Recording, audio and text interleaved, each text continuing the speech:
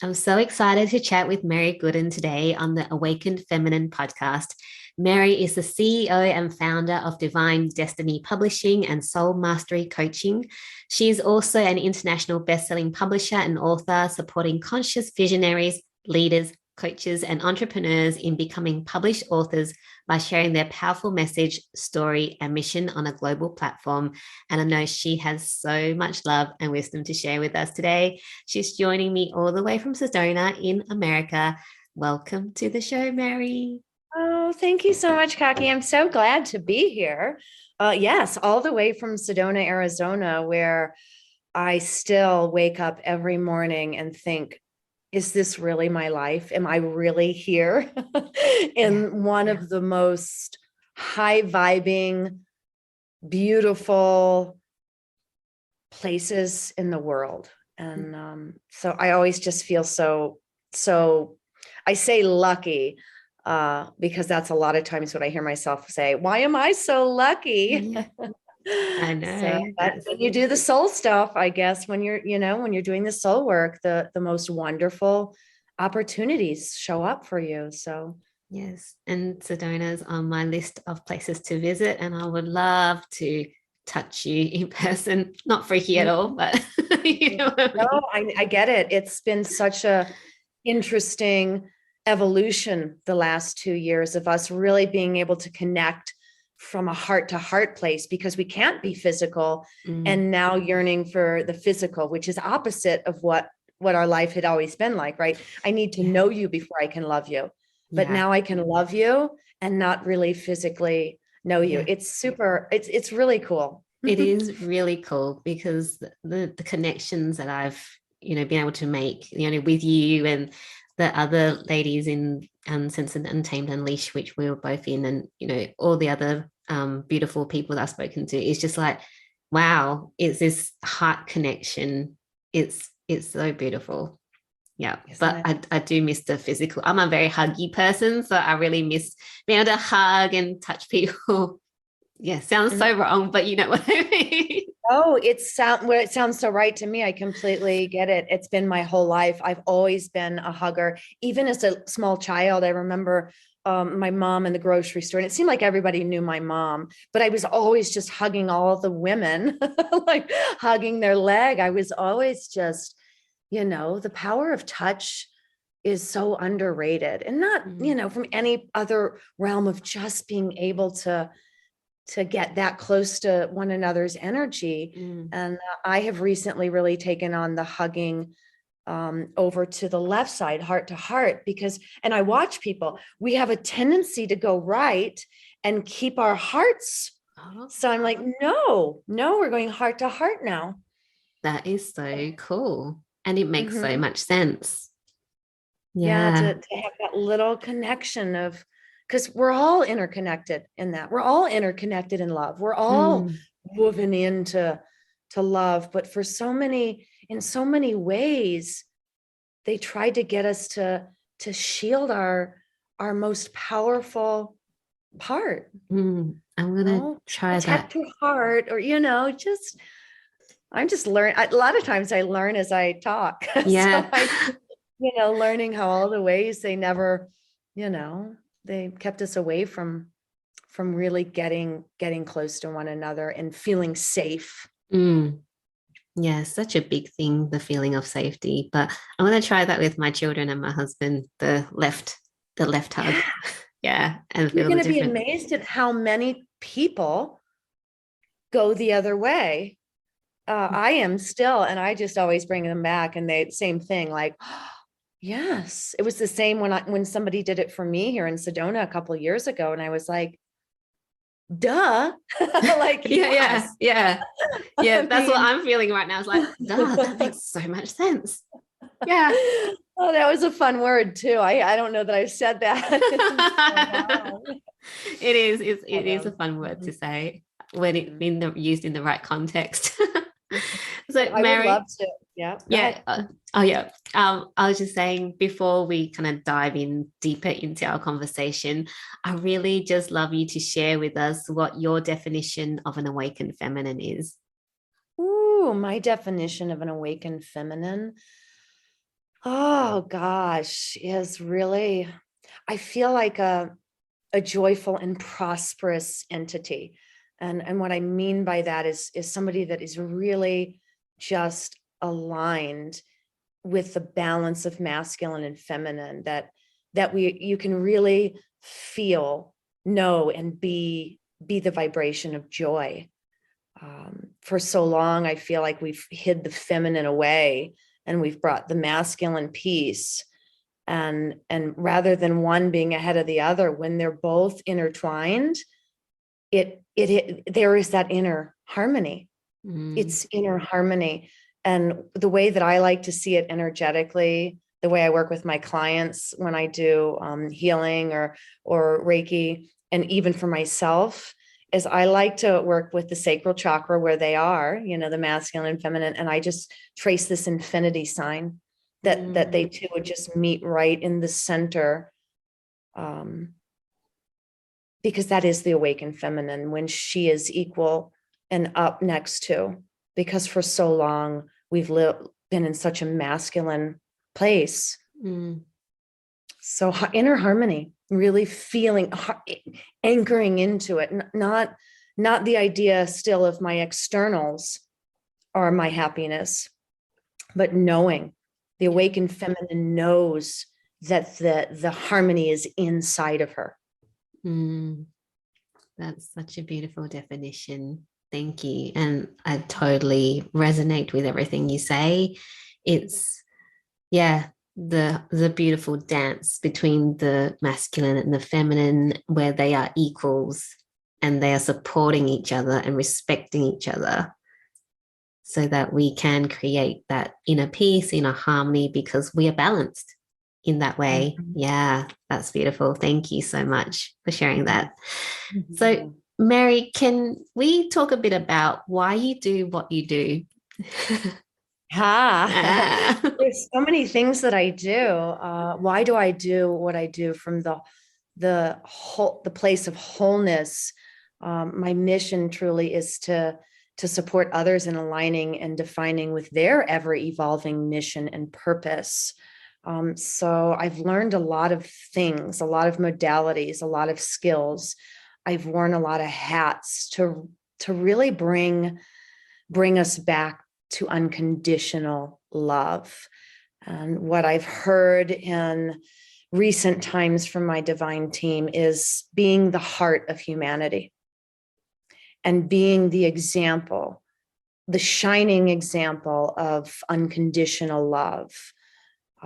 No expectation, no judgment, no condemnation. Just allowing us to be who we are.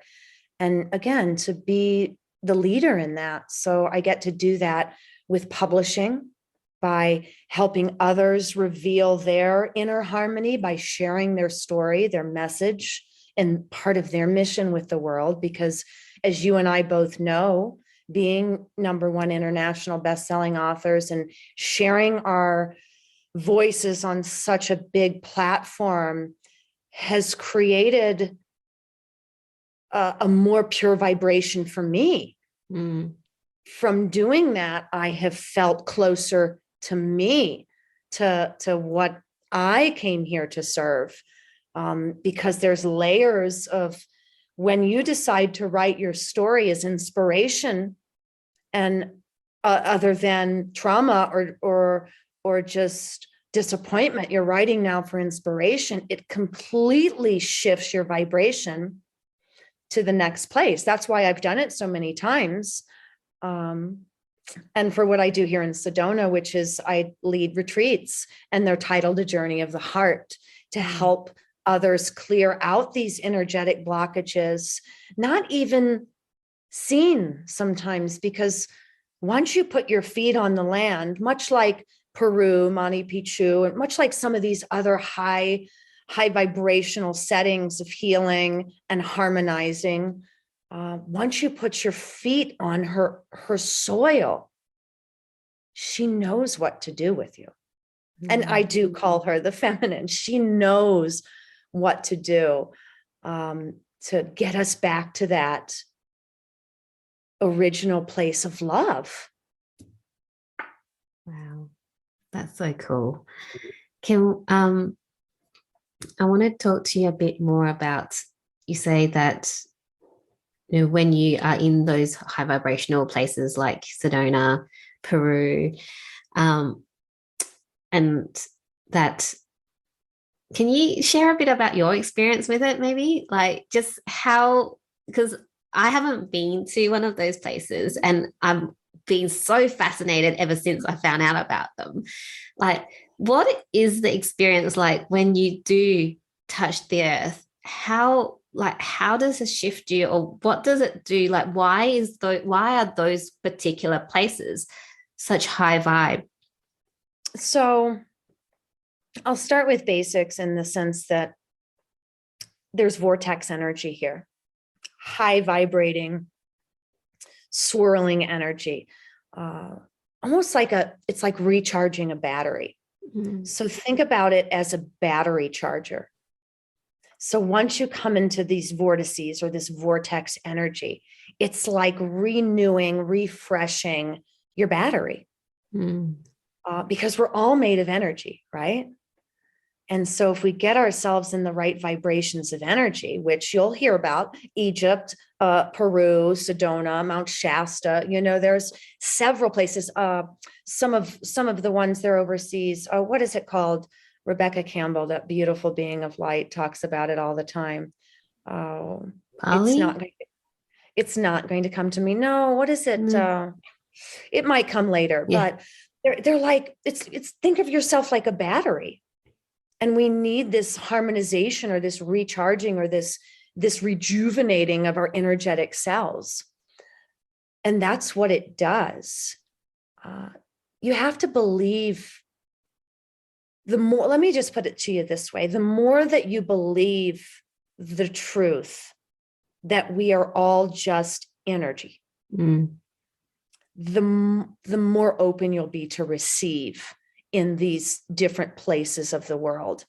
So if you come knowing that you're open to receive her gifts, you're more susceptible to receive her gifts. You have to believe, just like with anything, whatever you're willing to believe. What is the title of one of my last chapters? You can only receive what you're willing to believe. Yeah. Okay. So my personal experience with her, I'll share that too. And it is also in the last chapter I wrote in Sacred Surrender, one of the books that I just put out as Divine Destiny Publishing.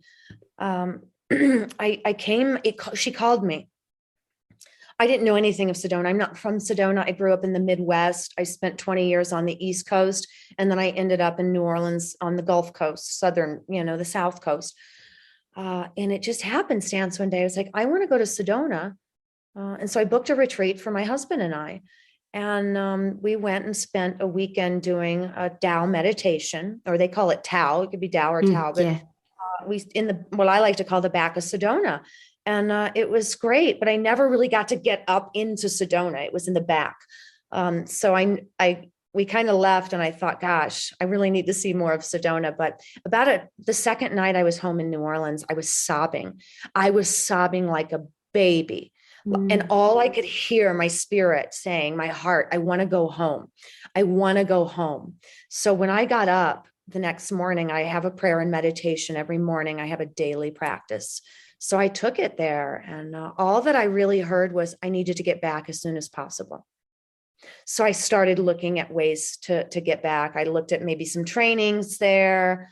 Long story short, I decided to host my own retreat and to actually bring people. That was what came through. Bring people and get their feet on the land. And I thought, okay. And within 6 months, from 6 months of touching her, being on her soil, I booked a retreat out, 10 women, booked retreat. 6 months later, I was retreating women in Sedona.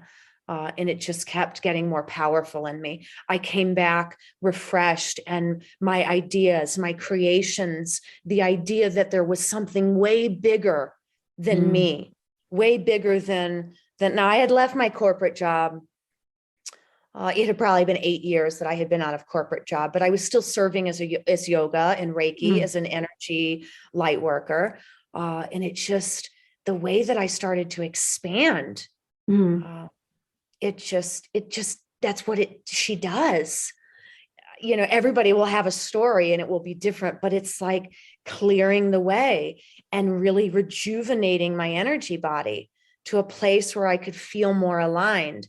And when we feel more aligned, we feel more capable and we create from that more capable place. And then before you know it, like for me now, I'm looking at like, is this really my life?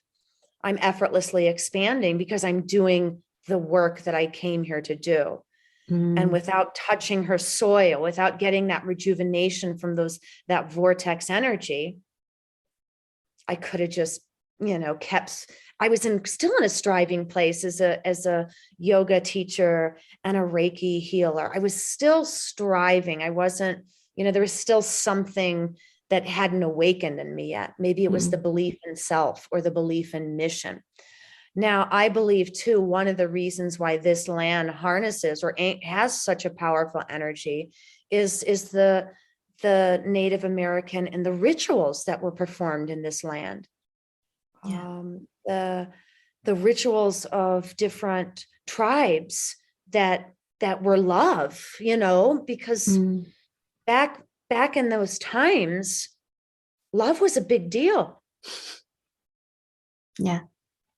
Love was a big deal, and taking care of your family and taking care of your people and serving one another with truth and trust and honesty was a big deal.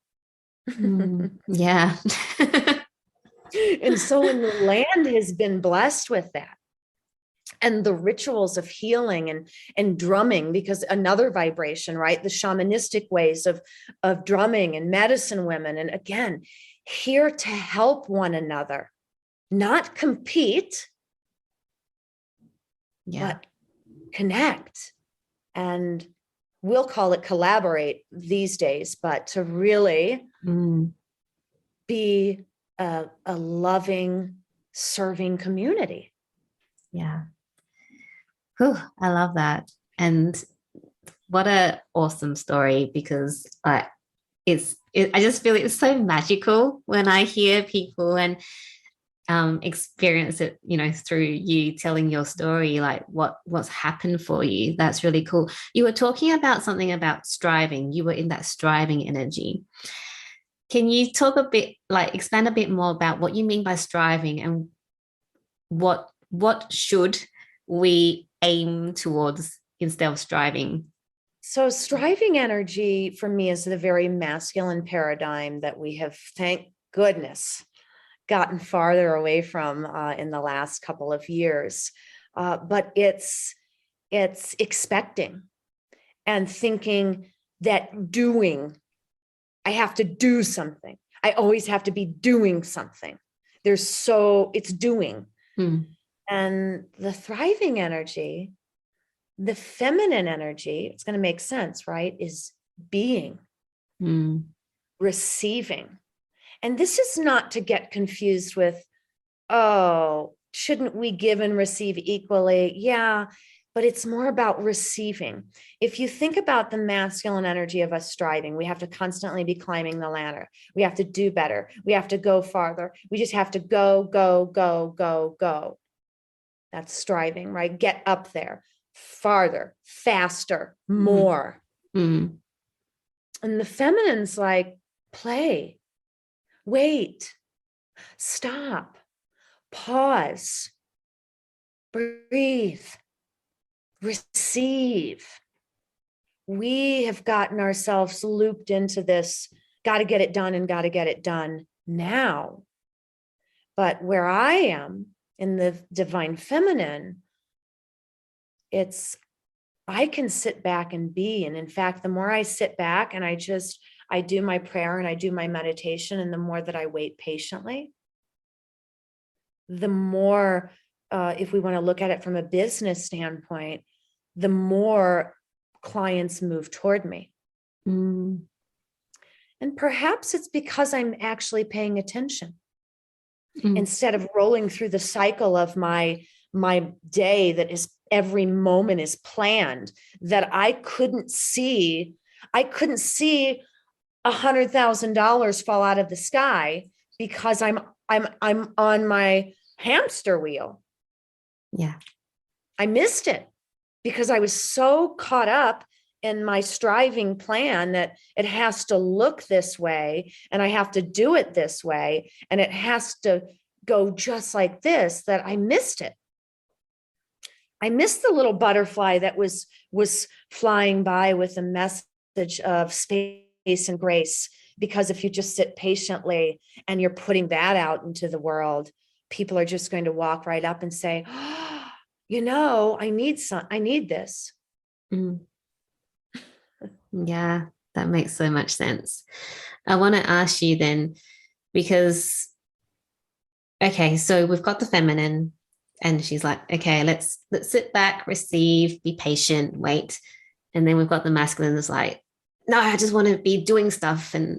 But then there's a fine line between you just sitting there and receiving and not doing anything. So then does this all come back to that balance where the feminine kind of goes, okay, we're ready to take some action and instructs the masculine? How does all that kind of work?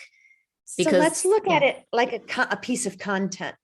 So if I'm constantly striving in my masculine, I'm just going to be throwing content out. Mm. Half of it's not even going to make sense, or it's not going to make, it's not even who I am. I'm just throwing it out. But when I sit back and I relax and I start writing my content as a feminine, maybe it takes me a little bit longer, right? But it's coming from my heart. Mm. It's different. It's way different than being on an assembly. Okay, I'm going to put this out, put. And it sounds very stiff and orderly, as opposed to I'm going to sit back for a couple of days and I'm going to let my heart speak. And that's then what I'm going to share.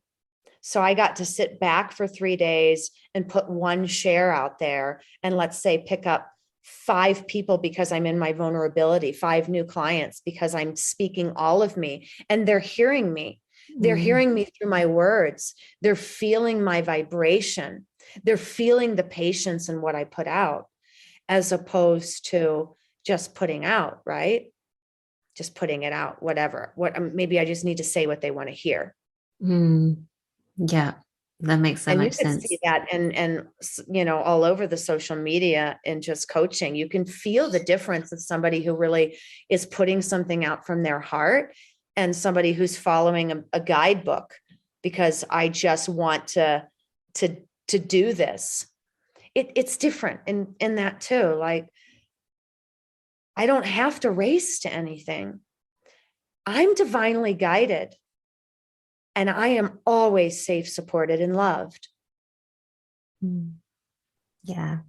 And so it may seem like I'm sitting back and doing nothing, but whatever I do decide, when I decide to put something out, it flows from my energy, my true, authentic energy. Mm-hmm. And that's what the team waits for. That's what energy waits for. Yeah. Authenticity. Mm-hmm. Yeah. I love that, because for me as well, when I'm on social media, like there's certain like people that I follow that's just like constantly bombarding your feed. Like everything is, those people, but the content, sometimes there's nothing there. It's just like a way to just, make you see them. But I prefer the post where it's like, oh, I can feel this person. I understand them. I resonate with what they're saying, even though they might not post for like 1 or 2 days or whatever it is. But when they do have something to say, it's like profound and wow. Mm-hmm. Yeah. You can feel the compassion and the vulnerability and the grace in it. Yeah. And because it came from something, it didn't come from this routine. It didn't come from this program. It came from my soul, my origination, my heart, my most balanced place of being. And that's how we build a community. It's always been how we built a community, without friction or without, I don't know the word that I'm looking for, conflict. Yeah. Right. How many, and I'll go to business just again for a minute. How many of those striving energies that are just putting things out there, how many of them are securing clients? Maybe they do, long-term results, because we're in it for a long term. So we can take our time and be really honest and really vulnerable. And oftentimes, the more time that we take, the larger the benefit we receive. Yeah.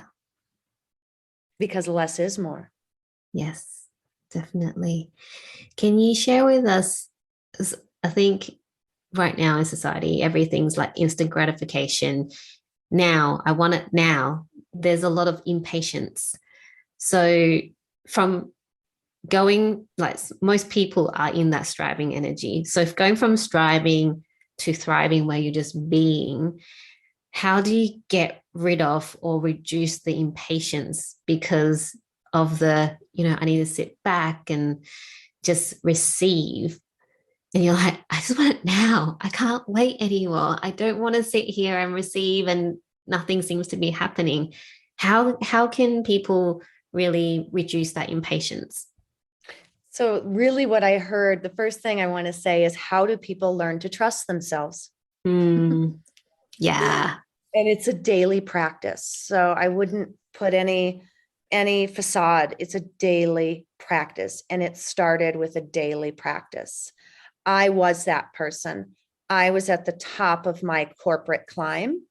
I had everything that I thought I had ever wanted on an external place. I had the big house. I had the cars and the kids and the cats and the dogs. I was miserable, much like most of us. Like, I can't get ahead. I can't enjoy any of these things that are I wasn't satisfied. And it started with a daily practice. I knew that I needed to do something. Life is not meant to be misery. And we don't have to have all these things outside of us. The minute that we decide, I'm going inside. And it takes practice. Me personally, my practice, my modality started with getting on my yoga mat, which really did start as the same masculine physical practice. I'm going to get a hell of a workout and it's going to be 108 degrees. Yeah. Until I started realizing something, that, why are you pushing yourself?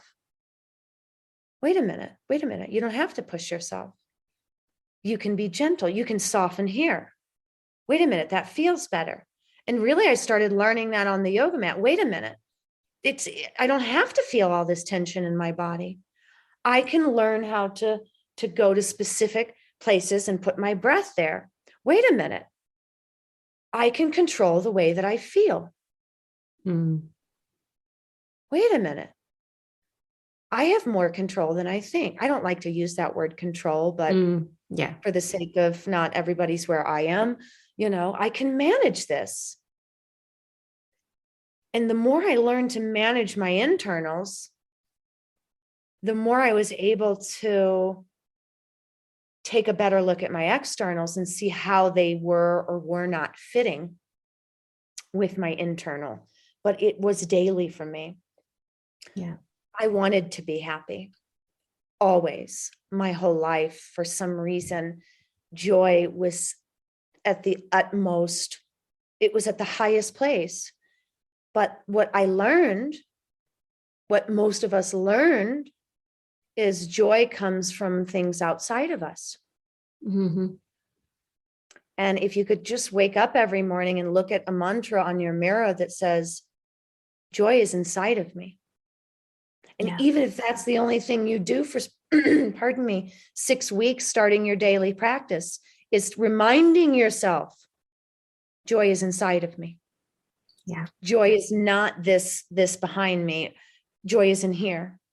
So I started with mirror mantras on the mirror. Mm. What do I want to be? What do I want to see differently? And it would be a mantra, or I would just go get some. Louise Hay's got great ones. There's mantras everywhere, or affirmations. It's reminding, because remember, it's reprogramming. Yeah. It's reprogramming, just like you would say, I conquered that video game, I'm going to start another one, or whatever. It's a reprogramming of who you are inside. And we all are capable of it, but it does take a daily, for me, daily, sometimes hourly, every day. Right, just behind me is my altar. Yeah. And I pull in and I align myself and I get my mantras. My mantra that I work with mainly is I breathe. Therefore I prosper. I love that. So that's my vibration. So what we've learned in energy work is we're always looking for a vibrational match. So if I'm setting my vibration, you can call it magic, you can call it mystical, you can call it simply what it is, reality. When my vibration is where it needs to be, I breathe, therefore I prosper. Everything that matches my vibration moves towards me. Yeah. Like magnets. So start with some simple daily practice and just start changing your vibration. Yeah. That's really cool. Thank you for sharing that with us. I want to ask you, Mary, because you were just talking about how you used to be in corporate and you had everything, but what was that point when you realized, like, because I'll share a bit about my story, because I also, I was a pharmacist, everything, multiple six-figure income with my husband, like everything was great. Lots of houses, lots of investments, kids, But I didn't realize I was unhappy until something in my life shifted. Like for me, it was when I had my first child, and then something just shifted. I couldn't even explain really when it shifted, but I went, I'm not happy, but I don't understand why. What was that for you? Like, did you have a moment where you went, I've got all this stuff. It's great. It was a little, it was more of my body. I had my first panic attack. I'll tell you the story. I had just gotten, so we had this beautiful home, and I'd get up at 6, my husband, yes, I call him my husband now. He was in the Navy. He was in the military. And so he was here and gone and here and gone. And it was great. I had my 25-year relationship with my husband was just exactly what it needed to be. It was beautiful. I never complained. It was none of that. But I was doing a lot. I would get my kids up at 6. They'd go to daycare. I'd go to work. I would pick them up from daycare or school. And then I'd go teach, because I love teaching fitness and yoga. Then I'd go teach, and they'd go into that daycare. And then by the time we got home, it was 8:30 at night, and we were just sleeping in this beautiful home. We were just sleeping in it.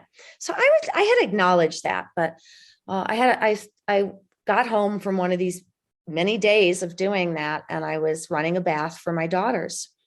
I think that maybe they were 6 and 4. And I was getting some things done in my bathroom. And then I had just finished hot yoga. I had a lot of coffee that day. Perhaps I was dehydrated. I was just going a million miles a minute. Yeah. And it started. And I was like, am I having a heart attack?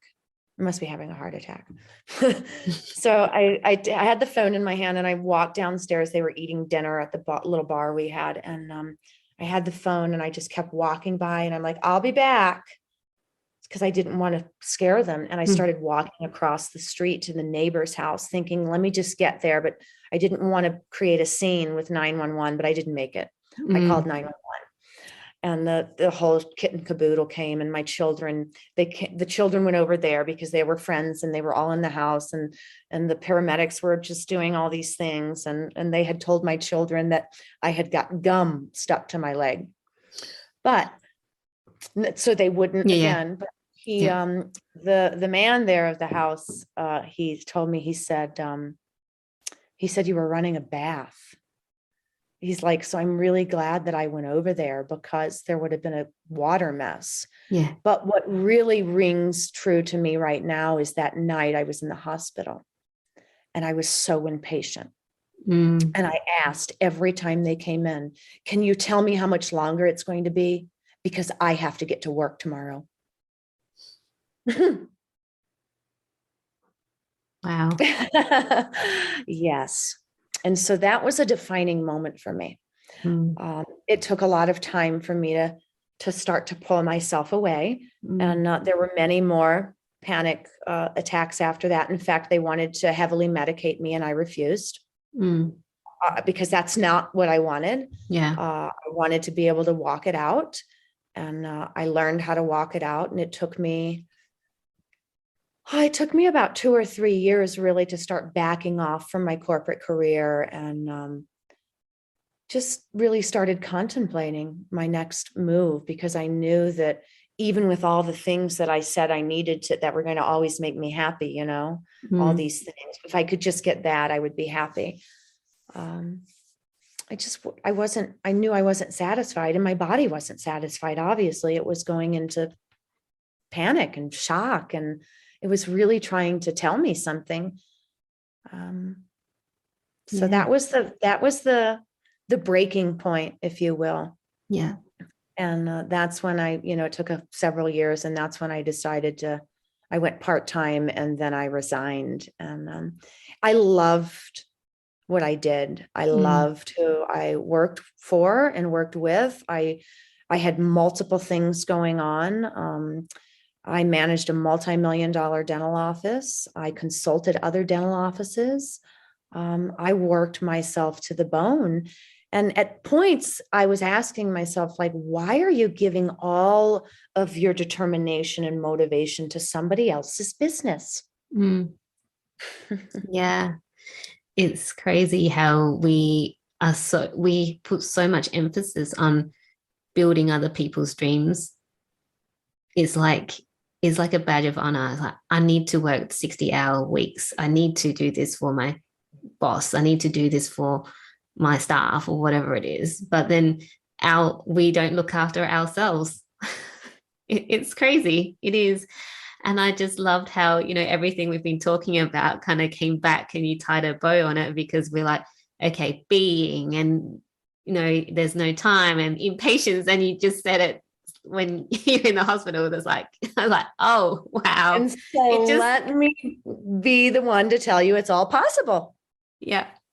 And I haven't, in fact, from a prosperity standpoint, I'm much wealthier than I ever was back there.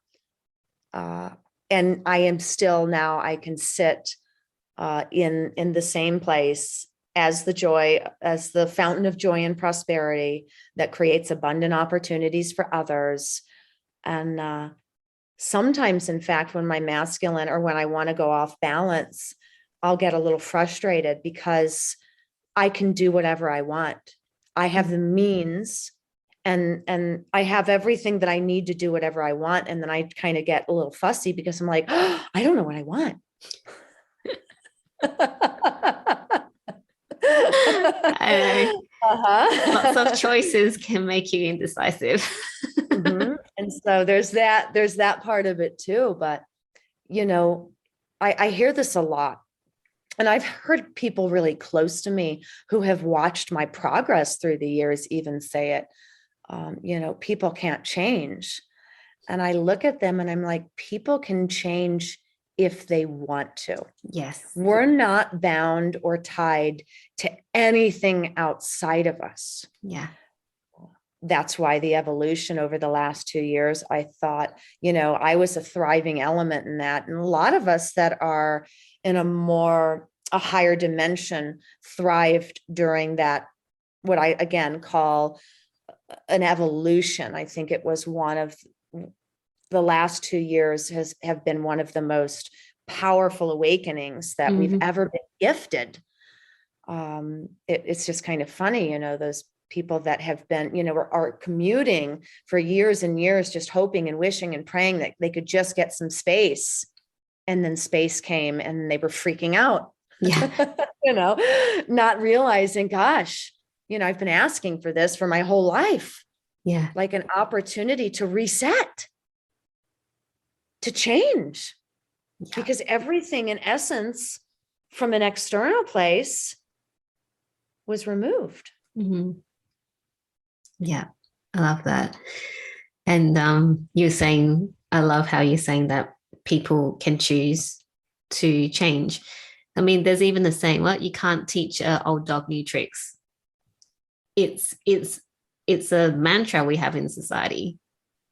It's part of that program. Yeah. That program will tell you all kinds of silly things. No pain, no gain. Yeah.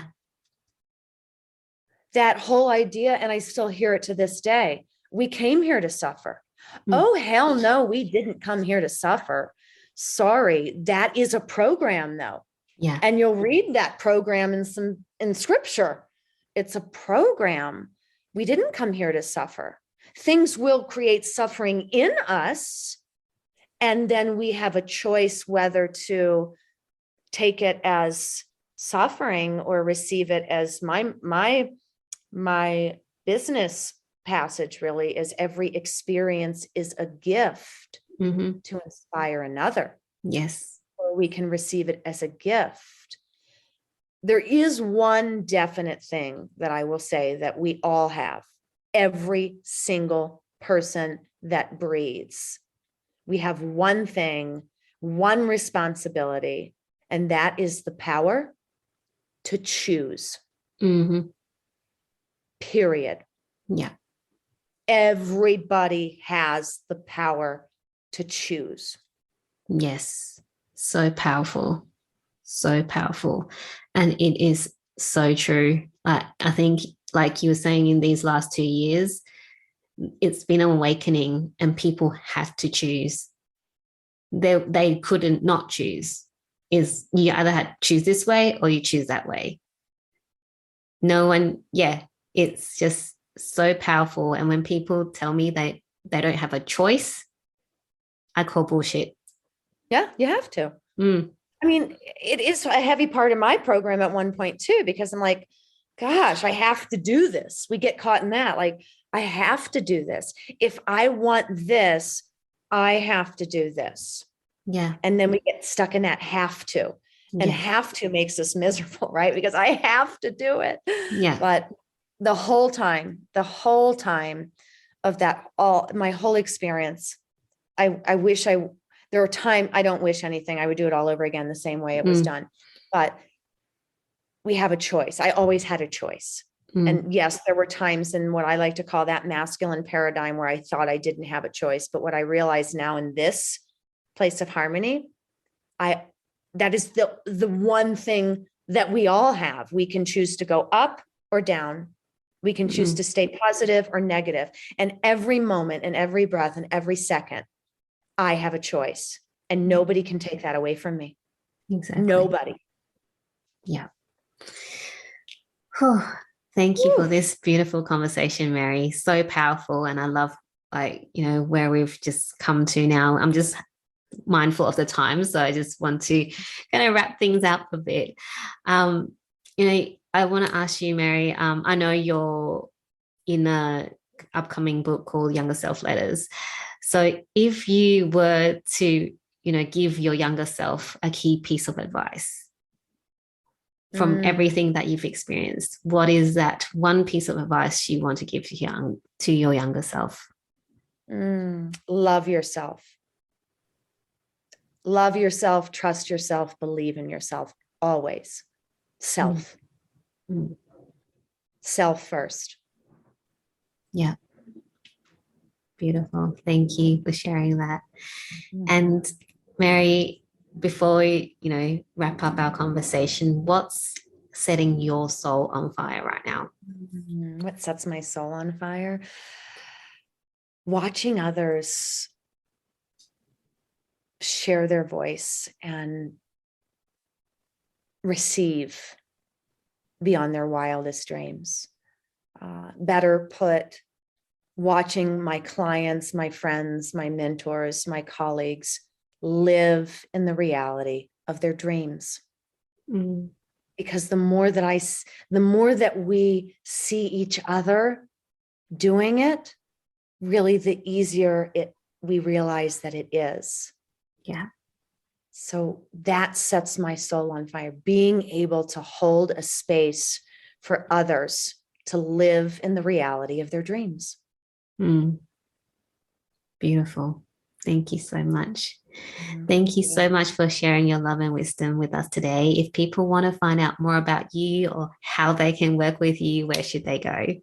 I would love for you to send me an email at info@marygooden.com. I do have a website that I'm currently upgrading, but it is yoga, ETCBOUTTE.com. It's yoga, etc. boutique. But if you're ready to share your voice, if you're ready to shine your soul light on my podcast, there are wonderful ways that we all can just keep shining. Yes. And I would love to connect with anybody who is ready to keep shining. Yeah. To live in the reality of their dreams. Yes. Thank you. Thank you. Thank you so much. And I love that, you talked about collaboration and, bringing the community together. And that's exactly what you do. So thank you so much. I'll have everything, all your details in the show notes so people can reach out. And thank you once again for this beautiful conversation. Thank you so much. It was so wonderful to be with you today. So thank you. Thank you.